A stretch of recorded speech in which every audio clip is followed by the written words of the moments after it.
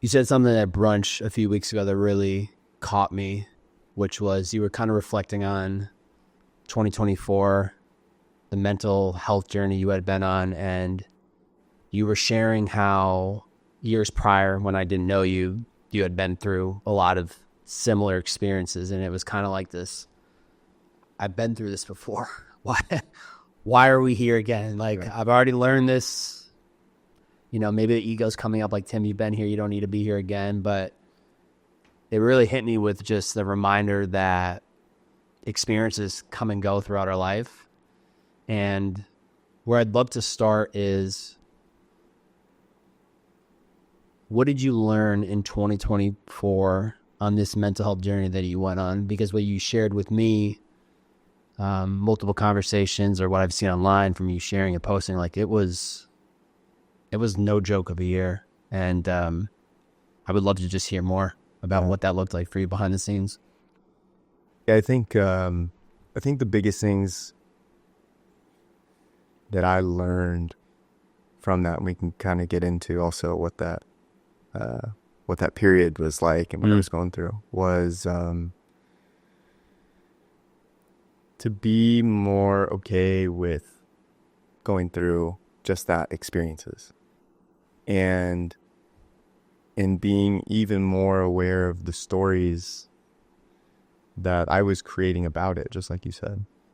Hey, I'm a coach man. I have my own business. I write about it online. I do these events. I talk about men's mental health. I help people with their mental well-being and to perform at a higher level and improve their health and all this stuff. And, and I do that in a way where I share what I've gone through and stuff I still struggle with. I think part of what I try and do is really be open about it. And this period last year, I think was extremely tough. It was much darker than anything I had been through.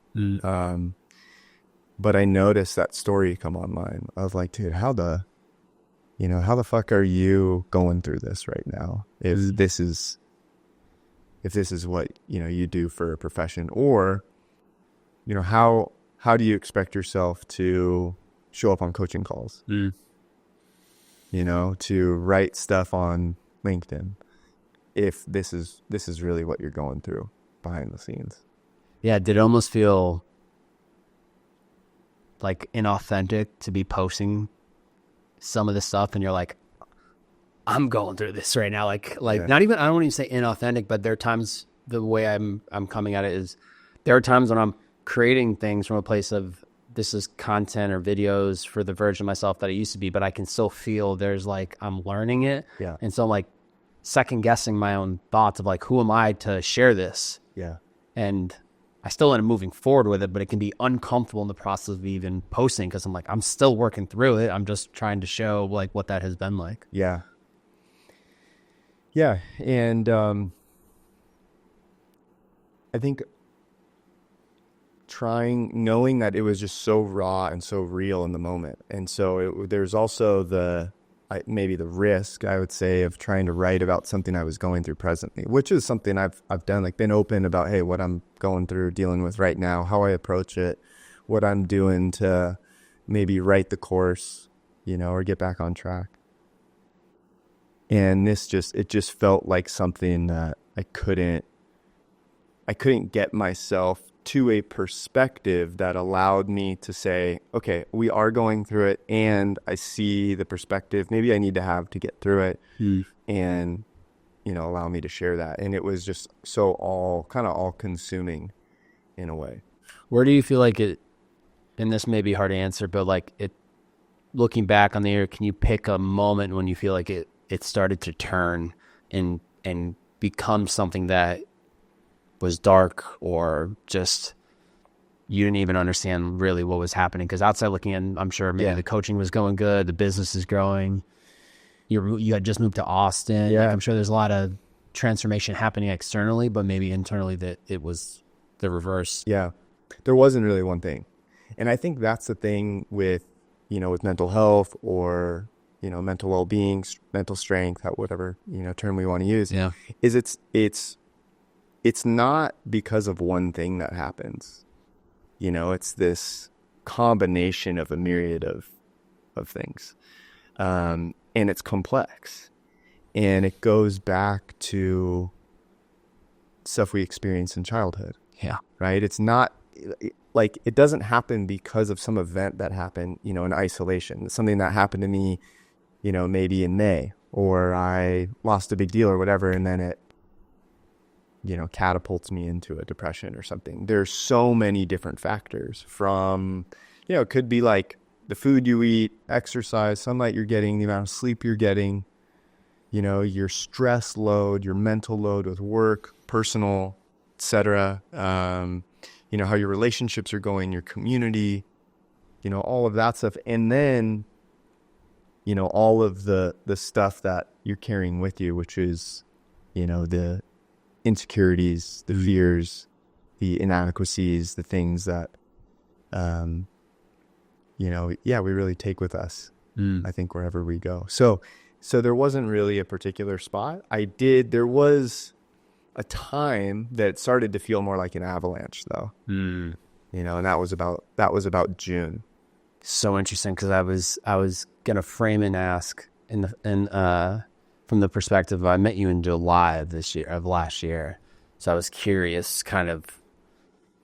That's why I was asking. I'm like, when we met versus where you were at? But so you're saying June is when it began to feel like an avalanche. Yeah, that's really when I look back, what I can look at is just some of my habits, you know, and like some of my just choices at the end of the day, you know, even honestly, even things like, am I cleaning my kitchen at the end of the night, or am I leaving dishes in the sink? That's usually a pretty big sign for me. I like a place pretty clean. I like waking up to a clean kitchen, right? I'm with you, bro. Preaching to the choir. And to be honest, like a random day in March, if I don't do it, it's not really a big deal. Okay. It's really not a big deal. But if I did 2 days in a row, like that wouldn't happen, you know? And so little things like that I noticed. And, you know, and they creep like that. Like it may be a couple days before I noticed that, for example. And so I think that when I look back to around June, you know, that's when I really started to see some of the bigger things. I found it really hard to finish my working sets in the gym also. Never had a problem, you know, with exercise, finishing workouts, you know, working my butt off in the gym. And I just found it skipping warm-ups, skipping, you know, sets. And again, here and there, it's really not a big deal. I mean, there are days that has happened. Yeah. But when it starts to string together consistently, so little things like that are really clear telltale signs to me that there's something going on. In the real time of when this, we'll call it avalanche, is beginning, Yeah. are you starting to tap on to the things that you know will pull you out, or are you just like, I'll figure it out, keep it to myself, keep marching forward with everything else that's happening? I mean, my playbook is full of things that are, I guess, supposed to, right, or intentionally chosen to keep me on path, on track. You know, how I structure my mornings, journaling, a lot of days, especially when I'm struggling, especially when there's frustration, man, I open up a notebook and I'll just let it rip. Meditation every day. You know, exercise, whether that's strength training, whether that's going for a run, whether that's training jiu-jitsu, pretty much 7 days a week, you know, I'm doing something to get my body moving and sweating. Eating clean, you know, whole single ingredient foods, prioritizing protein, not eating a lot of junk. Yeah. I don't drink anymore, but I'm not doing cannabis. And so, you know, and then things like, let's say, cold exposure. So cold showers or cold plunges. I've worked with coaches, therapists. So all of these things are very much in what I would say is like my toolbox. So what I was actually doing is I was trying to make sure that I was doing all of them. Where the challenge came in for me was it was the first time I ever experienced apathy.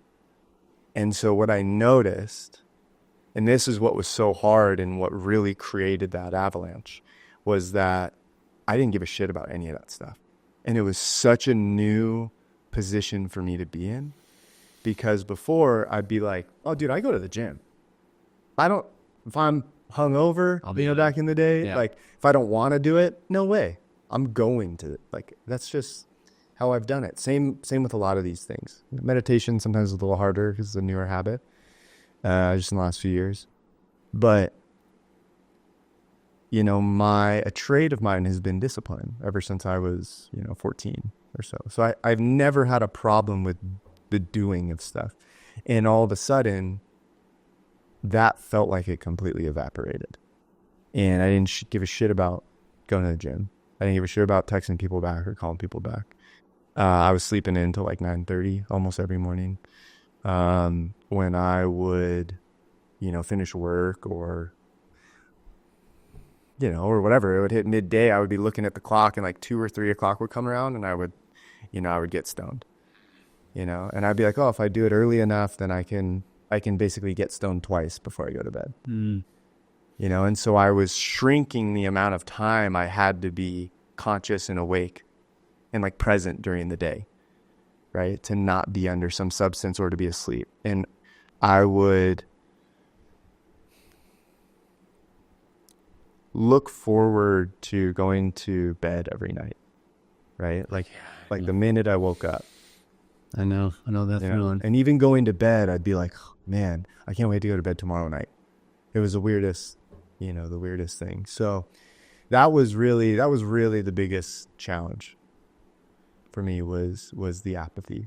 Remind me when you moved to Austin, when? Basically December of 23. Okay, so you had been here for about 6 months. Yeah. At that point, or like when this started to pick up. Yeah. Obviously, you have the playbook of all the things you can do. That starts to go to the shit. Yeah. What about people, right? I feel like if I'm very honest with myself, like I have those things. I have the plunge, the, go for the run, everything you just recited, right? It's like I'd call it the basics. Like check off the basics. You're going to feel 10% better, and that's going to put you in a better position. At some point, those no longer feel like they're working, and it has to be people for me. Yeah. Did you have people here, or were you calling people to lean on for support with this? I definitely have people. I wasn't really, though. Why not? I think what I started to experience last year was thoughts of suicide. And, from July to September, they were increasing in frequency and they were increasing in intensity.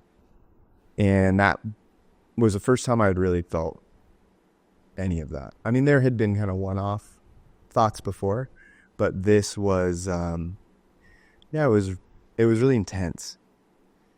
And it became so much easier to just get my reprieve through getting stoned.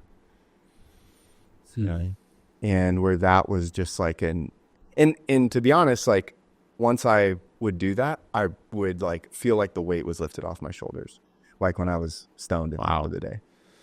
Yeah. So everything else would kind of disappear. You wouldn't feel the feelings. You'd be at peace and present. Yeah.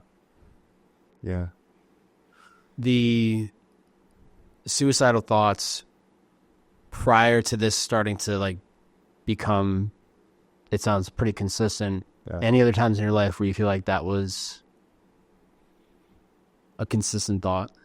Not a consistent one. I had a really interesting experience. In 2020 was I would say like my rock bottom, and I had been through about 4 years of depression. My performance at work, I was in sales, I was in tech sales, leading a sales team for a while. My performance really started to tank. It was like burnt out, working in a toxic culture, not fulfilled, zero motivation. I basically became a really lazy sales rep. COVID also hit, but I'm not going to blame COVID for, really what happened to me. I mean, it was a long time coming. And I went from, top rep in the company, President's Club, sales MVP, to getting fired for just missing quota. How many like I'm imagining your top dog, they're gonna give you some mornings like, Tim, let's pick up the pace. To clarify, I was a top at the previous company I was at.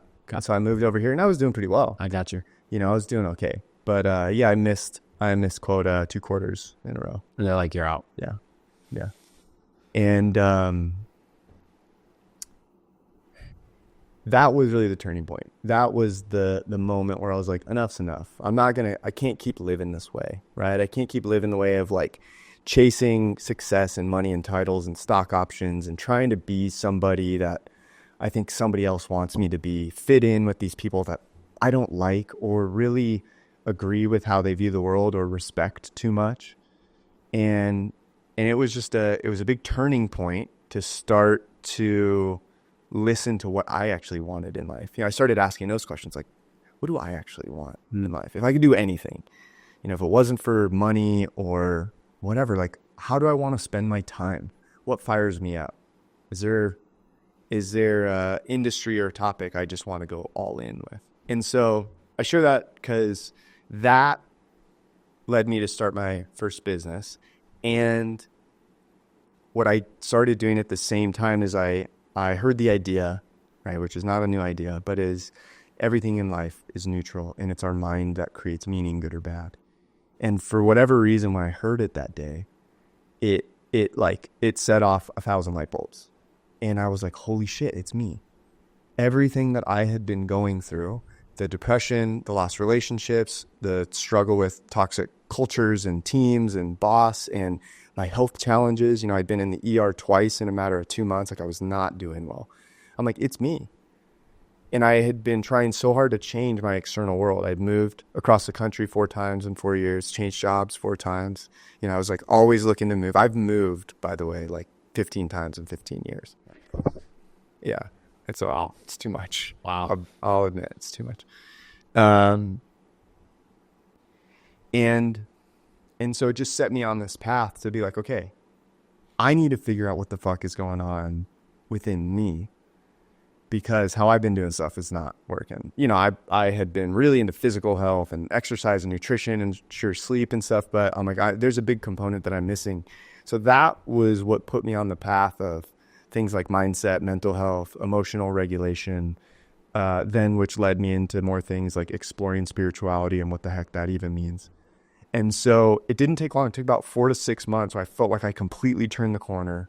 I like had this purpose, this passion, this drive again. I was meditating every day. I had this wild out-of-body experience meditating that I couldn't even tell anybody about because I didn't know anybody who meditated. I didn't have anybody in my life at the time who would like not think I was totally crazy for that experience. For real. Fair.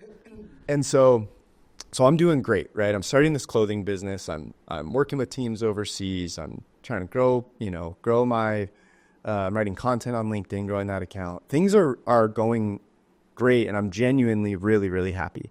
And I go for a run. I was living in San Francisco at the time, and I go for a run. And I was feeling so good. I'm like, I'm actually going to go for, an extra few miles today. I'm not a huge runner, but I was going to do maybe instead of 4 or 5, I was going to do like 7. Okay. I was like fired up. And that included going across the Golden Gate Bridge and back. Incredible. Okay. Beautiful day. And as I start running across the bridge, I felt this insane urge to jump. And it just completely came out of nowhere and totally blindsided me. And I like jogged a little bit and I was trying to make sense of it. And it felt like something inside of me was going to make me jump. And I got down on a knee and I was just like gripping onto the railing as strong as I could. And, just like confused, but also dealing with those thoughts of trying to figure out like, man, how do I get through this? What do I do? Luckily, I wasn't too far on the bridge, maybe like a third of the way across. And, I started trying to think happy thoughts, thinking of like my parents, thinking of my best friend just had his first kid, thinking of that. I put on like my all-time favorite album, and I just like slowly inch my way back. Wow. So I appreciate you sharing that, and I'm taken by it because it's like there's this high, like everything's in motion, Yeah. 4 to 6 months of like this new you're posting on LinkedIn. It sounds like you gave yourself permission to just actually be who you were versus what I need to be because of what everyone else is doing around me. Yeah. But then to have that like moment it's like, where do we think that like came from? You know, I still don't know. I'm still not sure. But about 7 weeks later, I popped out of my house to go on another run. And I actually struggled to drive over the bridge. After that experience. Yeah, and never didn't walk over it or anything. And because I would drive across to go get coffee, in Sausalito on the other side every once in a while. And I just, it really like scared the shit out of me. Did you share this with anyone? Not what happened, no. Mm-mm. But almost a month and a half later, I lived in a place in the Presidio in San Francisco where, we were on the northeast side. We walk out, you kind of have a view of the bay. And if you catch it between the trees just right, you could see the Golden Gate Bridge. It was like spectacular. And I go out for a run and I just like notice myself turn and look and I see the bridge in the distance. And I just remember this feeling like, I'm going to go fucking run across that bridge. And so I just like took off. I was going to do a short little run around the neighborhood.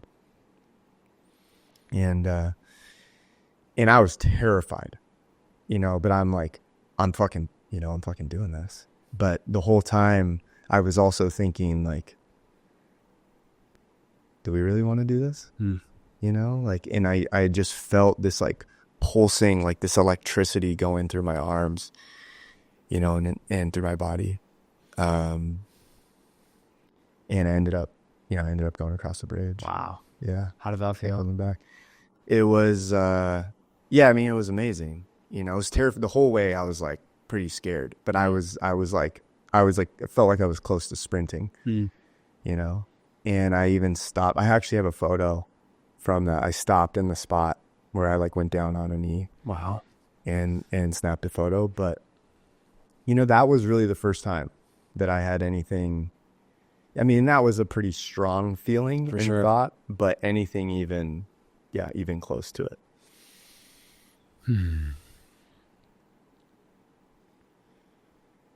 It's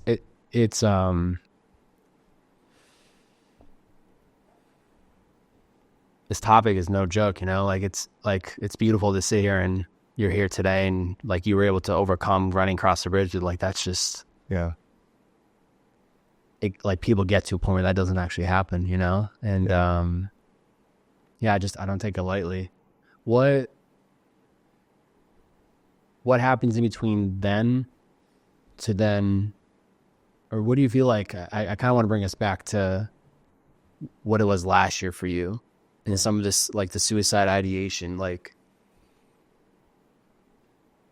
it seems like then in that experience, in that moment, it was, it kind of came out of nowhere. You stayed away from the bridge, which was like the trigger to think about that and feel that. Yeah. You overcome it, you run across it, you come back. What does the experience look like last year in comparison? Yeah.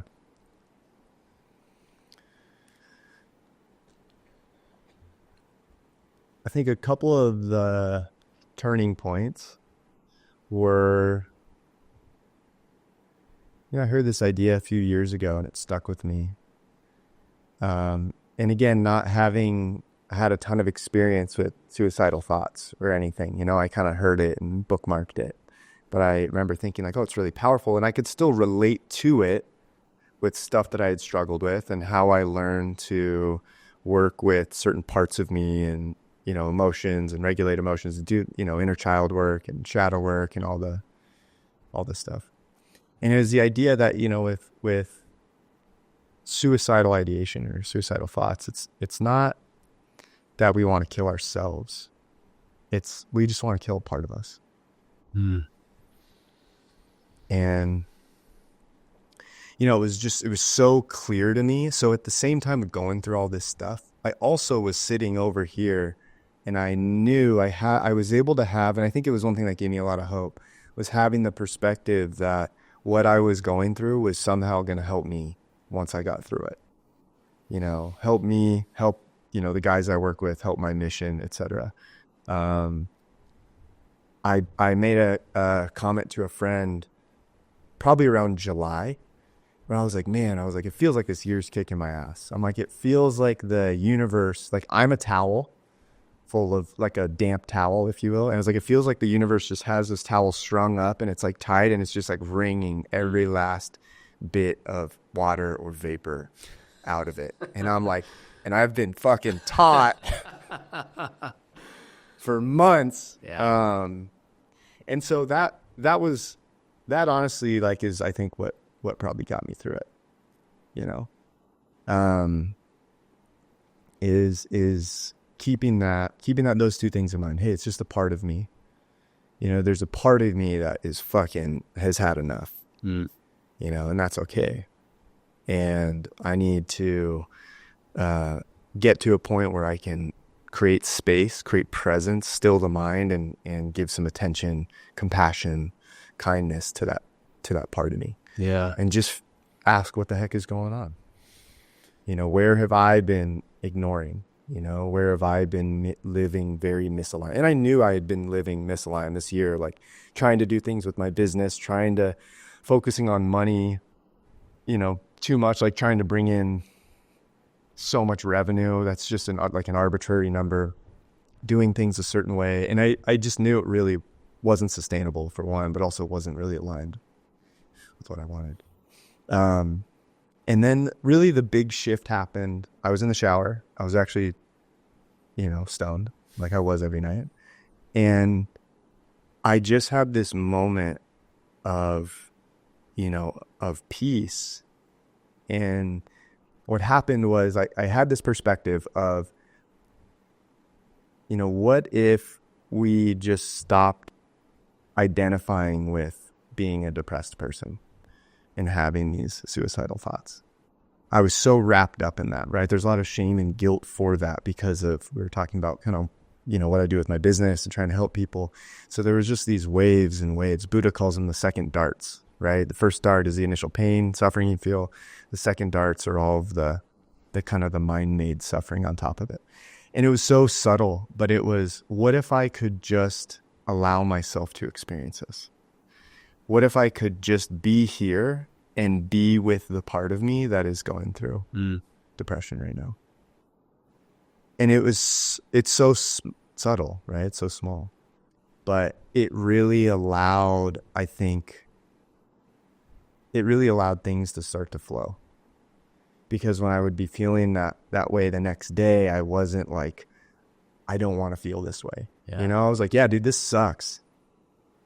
It does. And you're feeling it, and okay. And here we are. Yeah. Yeah. Instead of like white knuckling it, you kind of just let go of it. Yeah. So it's just, yeah, you're not, it's part of you, but it's not all of you. You're not getting attached to it, like holding it like, this is the part of me I don't like. It's making me feel like shit. So I have to hold it. And by attaching myself to it, it just continues to give you that energy of what you were feeling. You know, in Buddhism, they talk about suffering. And that's not really the worst part of the human experience. It's our resistance to the suffering. You know, and that, I think that little shift that happened was just cutting the cord with the resistance. And it allowed me to just sit in the shit, in the mud with that part of me. Yeah. As opposed to being like, I don't want to look at it. I don't want to deal with it. Keep him in the corner. You know, like, let's just numb it. Yeah. And, yeah, that was a huge shift. You had mentioned that the No Bad Parts book when we were at that brunch that I was talking about at the beginning of this podcast, and I got that book, I started diving into it, and I've thoroughly enjoyed it. And what I've really appreciated is that I've been meditating for, I don't know, last 7-8 years, slowly built the relationship with it and love it. And I would always say, like, as a metaphor, I feel like when I'm meditating, I'm sitting on a sofa, laying back, observing all of my thoughts, and I'm trying not to get attached to them. But what I've really appreciated from the Parts book and just conversation, or from what I've learned is like, there are no bad parts. Yeah. Like, I can see them all as neutral. And even when I was going through some of like some tough mental stuff myself for the last couple months, even in the darkest moments when the emotions are high, I'm so grateful that I can see it and just understand, like, this is just a singular part of me. This is not all of me. And exactly what you said, let me just be with this part right now and remind him he's okay, he is loved, and let him be there for as long as he needs. And then slowly, like, it disappears. And maybe it comes back an hour, maybe it comes back 5 hours later, maybe it's gone for a few days, but like, it's such a less, it's a much more of a frictionless experience. Yeah. And it's been a huge, huge transformation in just seeing it that way. Yeah. It's, it's the idea that our humanity is welcome. And this ties into a lot with, the message I try and get across with men and mental health. Mental well-being or mindset, or I don't know. I'm trying to come up with a really sexy term for it, by the way. So let's brainstorm that, because I know, there's a connotation with mental health, and I get it. But, so I'll use what we have. But especially with men, we categorize and label good parts, good emotions, good things we feel, and bad ones. And that doesn't necessarily mean the bad ones are sadness, depression, anger. That, like, for some people, bad ones can be joy and happiness and play. At some point in our lives, we learned that who we are in our natural expressive human being state is not okay. And that begins our attempt to change who we are in order to fit in, to not ruffle feathers around us, to get more love and acceptance from people. With us. Like, if you're raised by somebody who doesn't have the capacity to experience all emotions, or for you to express yourself, you're going to be put in circumstance and situations, let's say growing up, where those things aren't okay. And so you're just learning as a kid, hey, if I get really excited and even angry, or I just want to like run around and play and like have fun because I'm just a fucking kid, I'm actually learning that that's not okay. Because I get of the yelled environment. at. Yeah, because I get yelled at. And I think the cool part is like, we all have that in some way. And that's what I try and get across to men, especially, is like, this is part of our human experience, okay? We all have this in some way. We have some kind of conditioning. We have some set of fears. All of our ingredients are different. We're making something different. It looks different. But we all have it in some way. And I love one of my teachers, Rob, really, really taught me and the other people in his program that these parts, whether it's anger, sadness, joy, maybe it's a compassion, maybe it's a part that shames a lot, they all actually serve a purpose. They have a positive purpose for you. Your development as a human being, as a soul, as a, you're going from this version of you into the best version of you, into your higher self. They're all there to communicate something. They all have a reason for doing what they're doing, right? The part of me that was depressed, the part of you that was feeling how you were feeling. It's not there by mistake. It's there for a reason. And it's on us to not necessarily find out that reason, per se, but to first be present with it and allow it to just exist. And that in and of itself dissolves a lot of the strain, I think, and friction and resistance we feel towards a lot of those parts, and allows them to move. Those things just, they want to be heard and seen and felt, our emotions and feelings. Yeah. And the more we categorize ones that aren't okay. So when they come up, we put it in the not okay box. And we do that with enough time, and it starts to build and build and build, and it manifests and shows up in different ways. Yeah. What is it? It's like, what does the human experience even look and feel like if we don't ever feel those emotions? I don't even know if it's possible to access a true state of gratitude, because I feel like gratitude comes from both the polarity of knowing what joy and happiness and peace feels like, but also knowing what, sadness or anger or shame feels like. And I feel like it puts you in this right center spot to appreciate both. I don't even know what it would feel like to be human if we didn't have both of those experiences. But it's like when you're in it, you're like, someone's listening to this and they're in this shit right now. Like, yeah, it's really easy to say a YouTube bozo sitting at a table chatting about it. But I can even think on those recent moments and experiences, like, I know even when, crying or like letting things out, like, I know this is serving me, and it's really hard to swallow that and believe in it, but it always somehow does. Yeah. Well, I think you're right. I think when you try and hand select what you want to experience, it ends up completely numbing and dimming every feeling. Okay. So in my own experience, what I've noticed is it's almost like the brightness and depth of every feeling and emotion is magnified. But now I have a state that's more centered that can handle it. It's like it's more energy in a way. Yeah. The system can handle it more. Whereas before, 5 years ago, if you would have tried to pump through levels of gratitude or levels of sadness or levels of what, it would have overloaded the system in a way. That's kind of how I think about it. And so what I've recognized now is like, man, I feel way more on both sides. I would never have cried during a movie before. I think I went like 10 years without crying. 10 years. Yeah. Why? Because you told yourself It wasn't okay. It wasn't okay because of being part of a baseball team or family or what? I just didn't.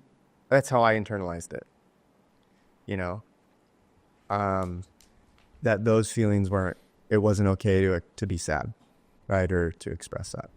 And now, like, dude, I'll cry watching a Disney movie. Yeah.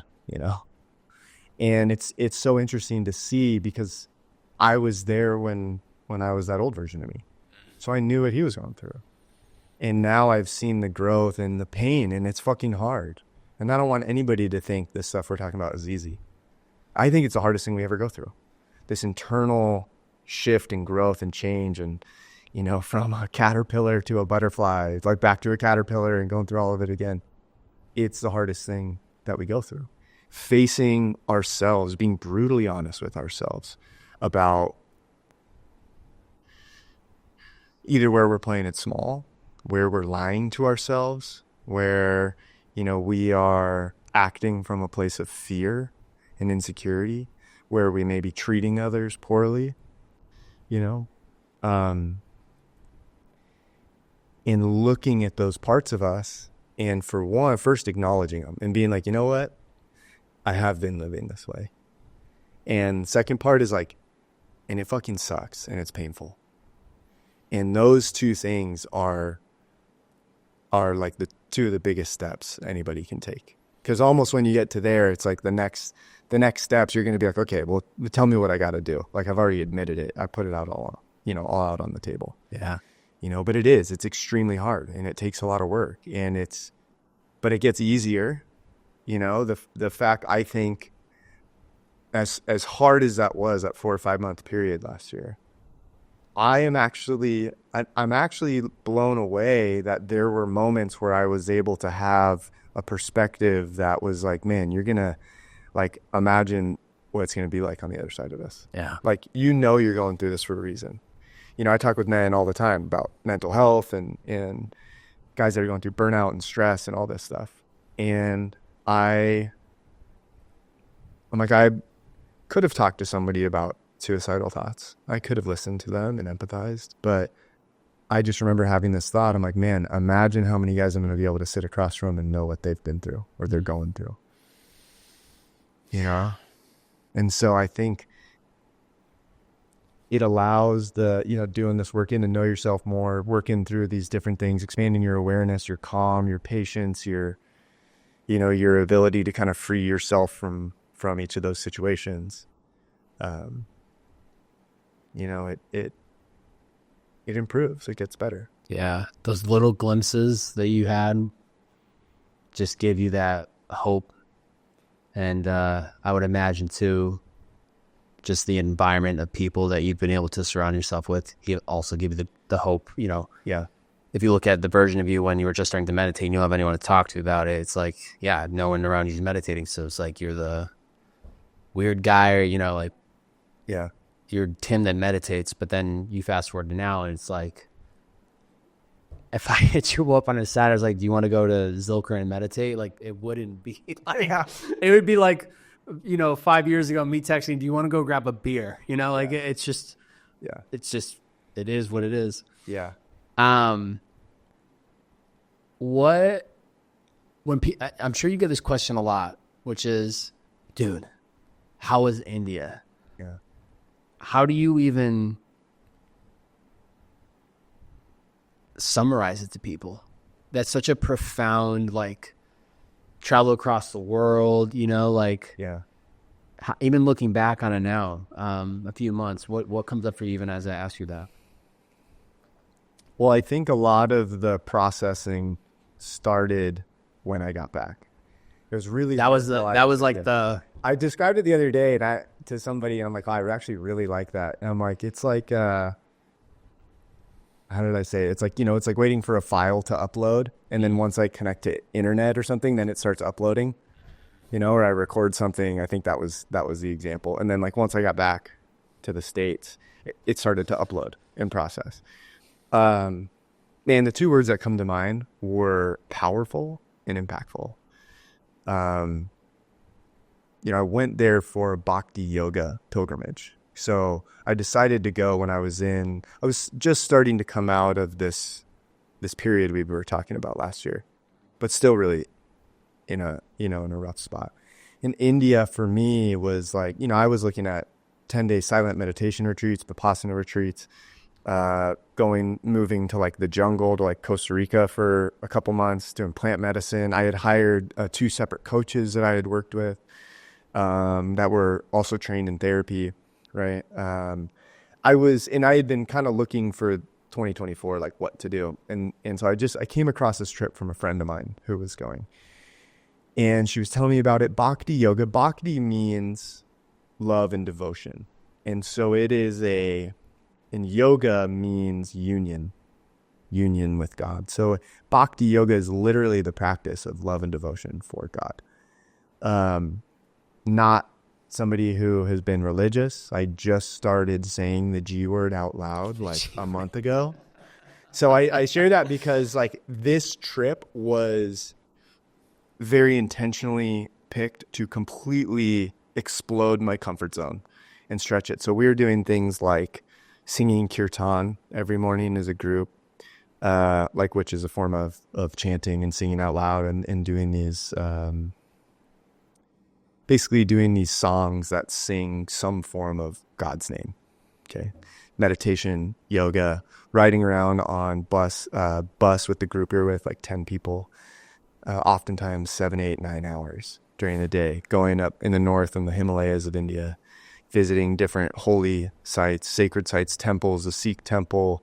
We went to Dharamshala where the Dalai Lama lives, and there's a Buddhist temple there. And then we went down into where the Ganges flows through some other holy cities and a bunch of ashrams and temples. We went to where the Beatles went and studied as an ashram, and Ram Dass. I went to Ram Dass's guru's ashram in Vrindavan. And so I share that because most of the places we went to were not touristy places. They were pilgrimage places. And so I knew I was going to really be stretched. And I was. In such a great way, but I kept just trying to be hey, check judgments at the door.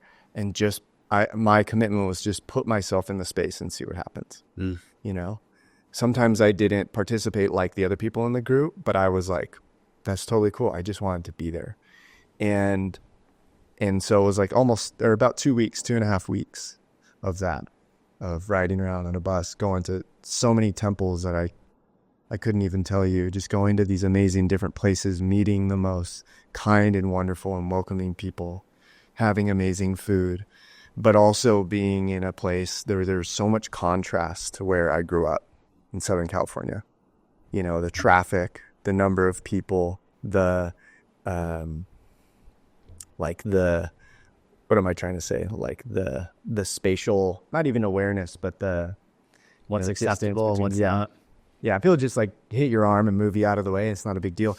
There's literally cows in the middle of the market. I mean, proper full size cows, just in the middle of this like crowded market that's not more than, 10 feet wide. And, there's cows, dogs, monkeys.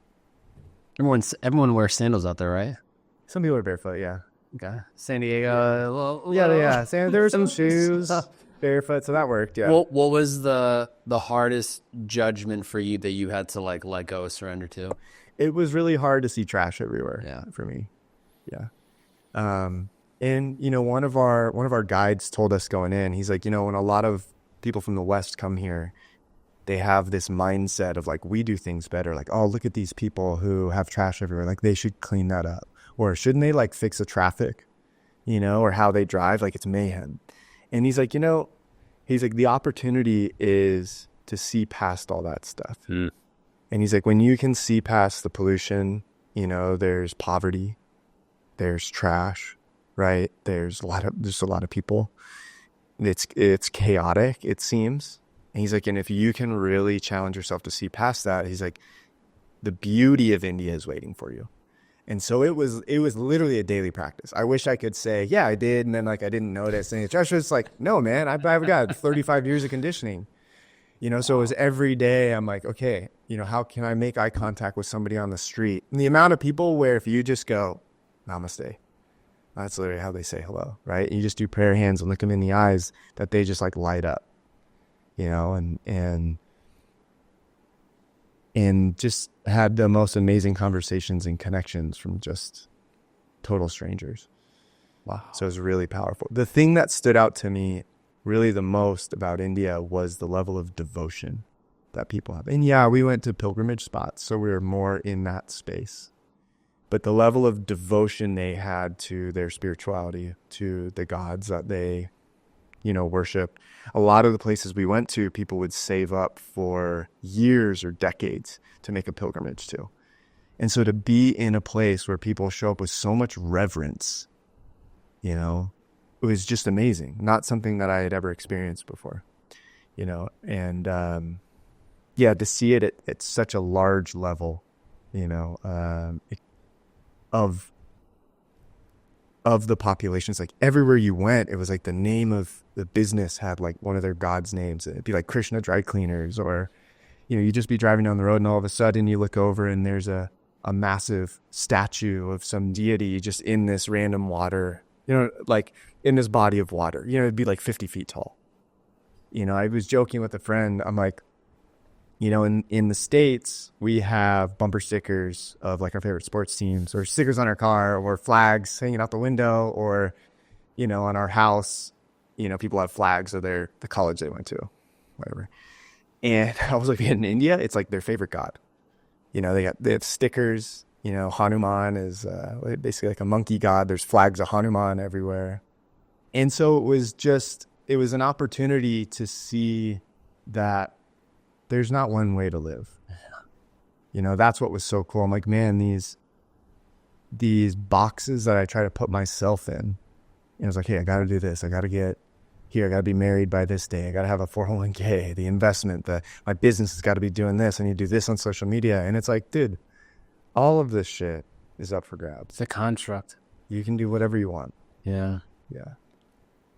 Yeah. I love the frame that the guide gave you, which was like, can you see past everything you're seeing? And actually, that's when you'll feel like welcomed, or you're going to see India for what it is. Because it really is extremely easy to just, from my perspective, would be to just see everything and just make immediate rationalizations or judgments based on what I'm seeing. And then potentially because of that, like not want to interact with anyone because like, you guys can't even take care of this trash. You don't know how to drive. Like, my respect of you has gone down. But who's to say if you or I were born and raised out there, that would be the norm for us. Like, I think that has been such a huge like lift off my chest when I recognized like we are literally just Play-Doh, and we are molded Yeah. into beings based on the experiences from childhood all the way up to where we are today. Like if I look back on the last 10 years, there's so many different changes because of environments, not better for worse, but like even I was looking at photos from me in LA 3 years ago, right before I met Kate, and it is a completely different boy, not a man, but a boy, like aesthetically, physically, I can see the spirituality in him. It's just different. Yeah. And it's no judgment.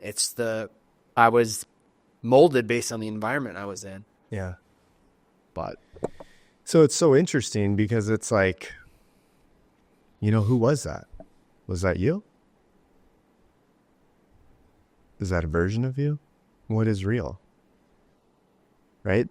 And even right now, you can say the same thing is like what, and so I think that's the opportunity, right? Is to be like, this whole experience is changing. Yeah. Is coming and going. Which I think is actually a good thing as a human being to allow the change to happen. It's going to happen either way. You can, either you hold on for dear life and go down with the ship, or you allow yourself to let go and see where the change takes you. The nature of life is, at least on Earth as we know it, is birth and death, right? Even like at a cellular level, it's happening every second, within our body. And, so we think about it from like this meat suit, this physical form. But like, what if we started seeing it more from the perspective of, versions of ourselves, ditching old shells that no longer fit us, and roaming the seafloor. Yeah. Just looking for that next shell. We're growing it, or I don't know. I'm not an animal expert. I don't know how I think if you can operate from that place of non-judgment of yourself or what other people are going to think, it is the most freeing feeling, because you just allow yourself to make changes and you don't care what anyone else is going to think. You're not going to judge yourself. Well, I just spent 5 years doing X and now I want to go to this direction. It's like, I had to go through that phase to get to where I am. And this next opportunity thing I might have to shed the shell. I may have to shed the identity, and that's okay, as long as you allow yourself to actually take a step towards that. Yeah. Yeah, it's the clinging on to how we think things should be that gets us in sticky situations. Yeah. Right? I was clinging on to a version of myself I wanted to come to fruition. And it clearly wasn't my path. I had to let go of those old ideas. And it's this lesson, Byron Katie has her book is amazing. I think everybody should read it. It's called Loving What Is.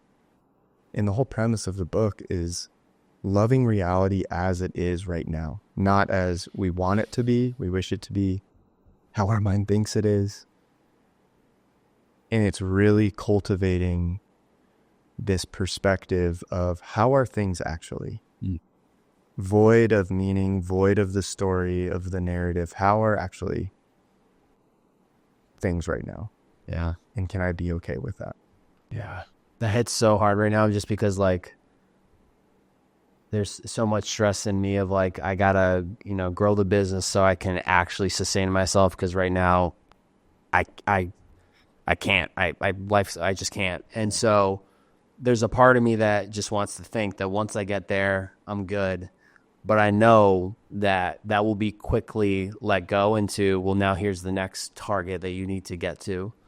And so, hearing that is really, it's powerful, of just actually loving exactly where I am. And regardless of what I think I need to do or should do for next steps, it's like, can I just be happy and okay with being exactly where I am?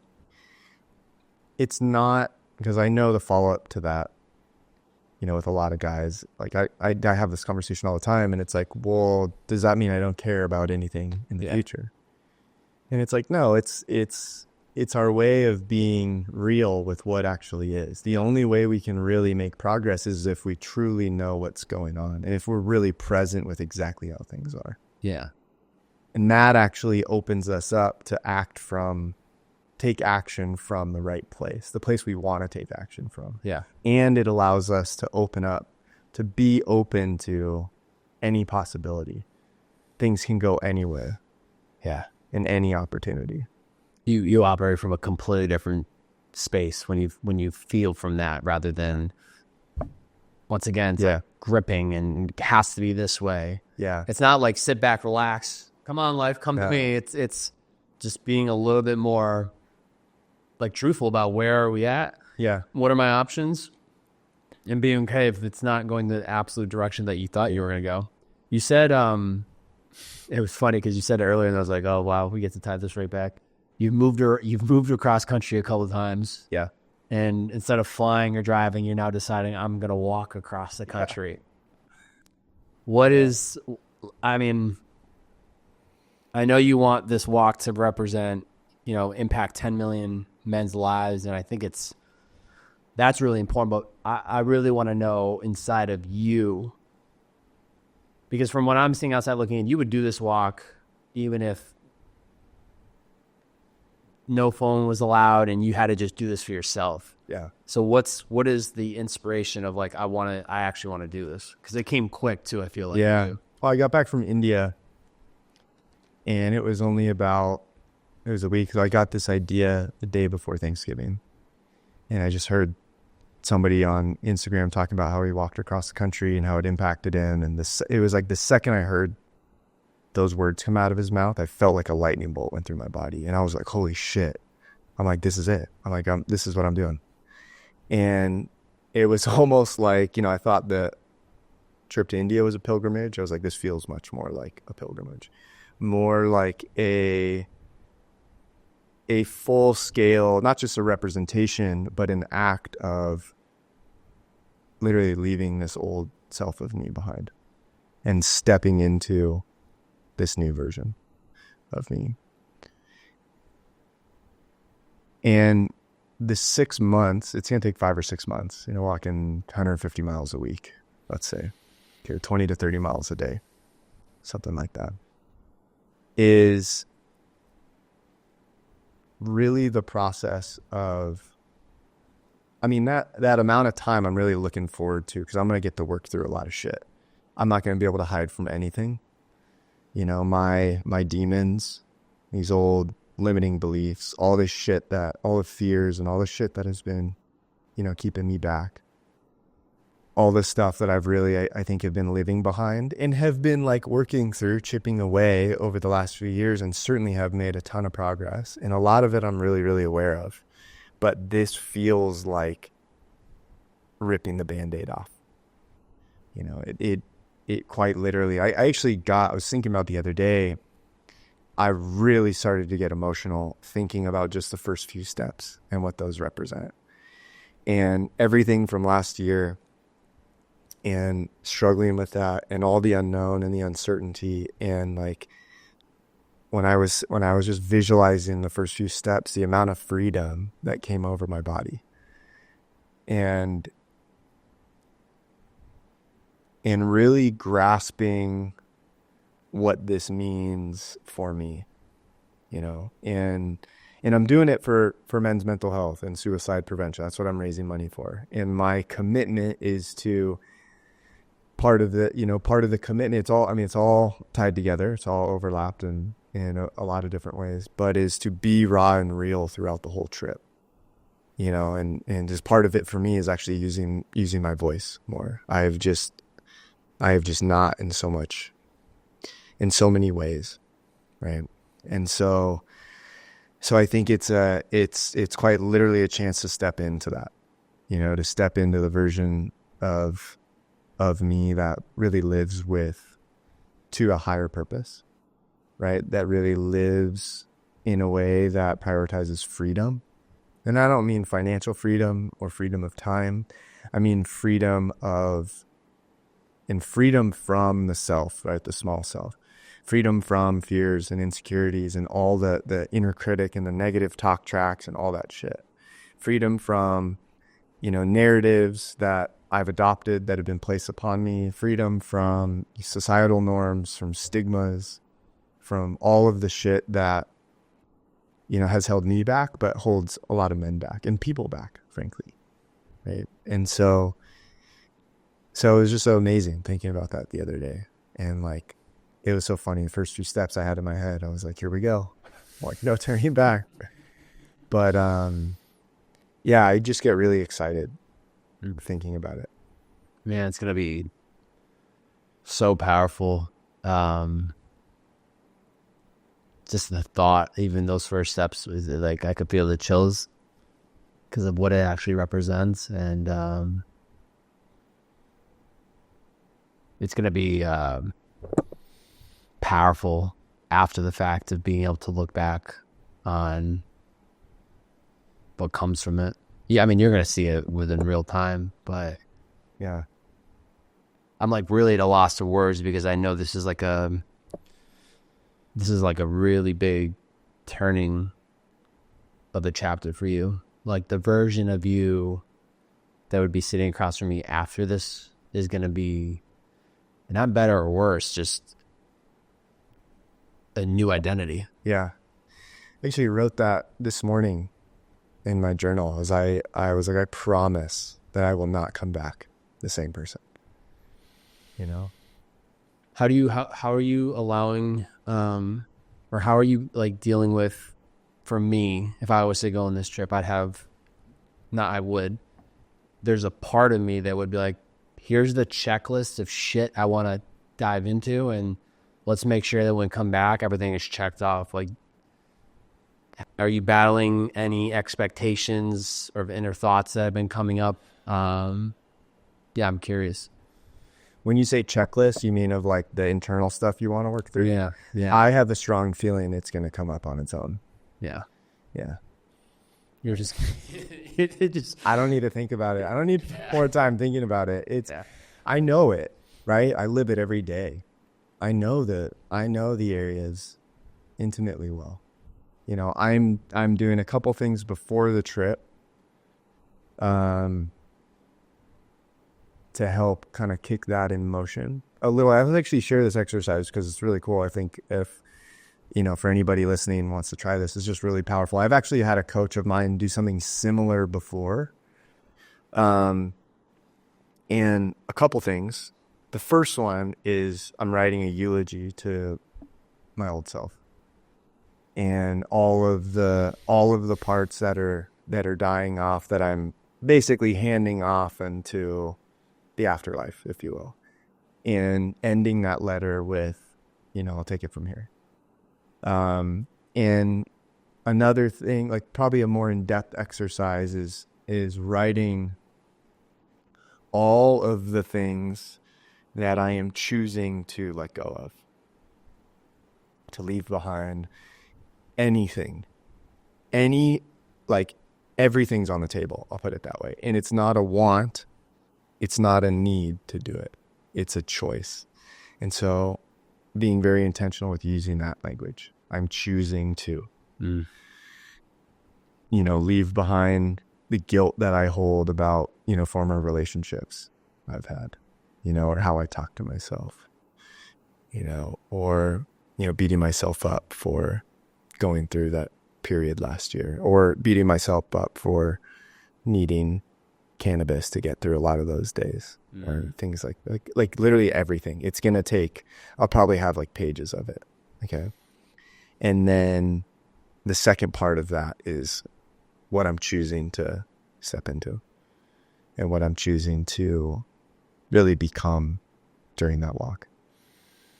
Oh, have you done this before or no? I did something sort of similar, more with a specific thing with clients. I don't know, with a previous coach I work with. And it was actually really powerful. It was really cool. Yeah. How can people best support you on this walk? Obviously, this is a solo venture. I'm sure there's going to be people there at the starting line, the finish line, somewhere in the in-betweens. What can people do to actually support you on the journey of it? Well, I'm leaving March 6th from Southern California, San Clemente. I'm going through the mountains of Arizona, New Mexico, Sedona, Flagstaff, Taos, through Kansas, Missouri, and into Tennessee, finishing in Virginia Beach. So that's roughly the roughly the route. We'll see. Total miles, what was it? 1,000? 2,800. Yeah. Should take about 5 or 6 months, walking about 20 to 30 miles a day with roughly a rest day in there during the week. I would love if I had, a close friend of mine or family member that was able to drive a support vehicle with me the whole way, but it's not going to happen. And so I'll be backpacking it. I'll have a little doggy stroller probably to carry all the weight and water and everything. And so I think how people can support, first, the easiest way is to just share about the journey, share about the mission. The walk is for me, but I'm also doing it to bring awareness to men's mental health stigma, to start chipping away at the stigma. Yeah. The way we do that, right? It's like the Wizard of Oz. If it's behind the curtain and you can't see it, it has a lot of power. If we bring it out, put it on the table, shine light on it, talk about it, embrace it, it loses all of its power. Yeah. So that's really the goal with it. And then raising money for mental health organizations and suicide prevention organizations, which I haven't finalized yet, that specific org. So if people want to, first and foremost, they can just share. They can just support that way. Even a note of support goes a really long way. They can donate to the GoFundMe that I have to support that. If anybody happens to work in outdoor gear space, they may have some gear. They work for nutrition companies, and you got some good high quality supplements with clean ingredients. Maybe I don't know, protein bars or that kind of stuff. Yeah. I'll have everything linked up below. GoFundMe, and then email. Can you just say it out loud in case someone wants to email about product or any collaborations? Oh, yeah. hello@perwellness.co. Okay. Yeah. I'll have that in the description. But Tim, I'm so grateful to know you. It's been truly like a gift to get to know you. And it's so coincidental that I met Alex at the run club, Danny's Run Club. And then I think it was like a week or 2 weeks later, we all went to Barton that time. And ever since then, we've had, whether it's the coffee cold plunge men's meetups, walks, everything in between. I've just have thoroughly enjoyed getting to know you. And I think you're such a great leader and